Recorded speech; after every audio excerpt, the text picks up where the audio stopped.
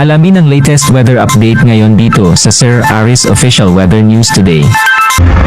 Nananatili na nasa labas ng ating Philippine Area of Responsibility yung minomonitor natin na Tropical Storm Danas. Ito po yung kanyang international name na galing sa Filipino word na nararanasan. Sa kasalukuyan ay nasa 445 kilometer ito west of Basco, Batanes. Ito ay may pagbugso ng hangin na aabot hanggang 105 kilometer at lakas ng hangin malapit sa sentro na 85 kilometer per hour. Ito ay nagmumove northwest papunta po sa bansang Taiwan at ito ay inaasahan natin na magdudulot ng mga kaulapan dito sa parte ng Batanes at ganoon din sa Babuyan Island. Bukod po dito ay dahil sa westward na movement niya, mas nabawasan ng bahagya itong mga pagulan natin dito sa western part ng Northern Luzon. Pero as it moves further north ay unti-unti na muling makaka-impluwensya sa atin yung southwest monsoon na kung saan nagdadala ng maulap na kalangitan na may kasamang mga pagulan dito sa western part ng Luzon at ganoon din sa western part ng Visayas.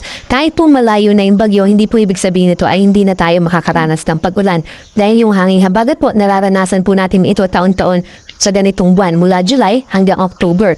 Nagvavary lang po ito kapag may ibang atmospheric system na nakaka-apekto sa atin. At mayroon tayong tinatawag na monsoon break at mayroon din naman tayong tinatawag na monsoon enhanced or enhanced southwest monsoon dahil kapag nandito po nakapwesto sa northeastern part ng Pilipinas yung mga bagyo or low pressure area, maaaring nitong i-enhance yung mga hanging habagat na o yung southwest early flow, yung hangin at nagdadaloy ng moisture at mga kaulapan na nagpapalakas sa mga pagulan natin dito sa western part ng ating bansa. Inaasahan din natin na magiging maulap dito sa western part ng Visayas at ganoon din dito sa mainland o sa kalupaan natin dito sa Mindanao. Yung mga thunderstorm na yan ay mamaya ipapakita po natin sa mga susunod na slide dahil may nakataas tayo na thunderstorm advisory sa lugar na yan. Dito naman sa eastern part ng Visayas, ganoon din dito sa Bicol region, asahan natin na mababawasan yung mga kaulapan pero andun pa rin yung epekto ng mga localized thunderstorm.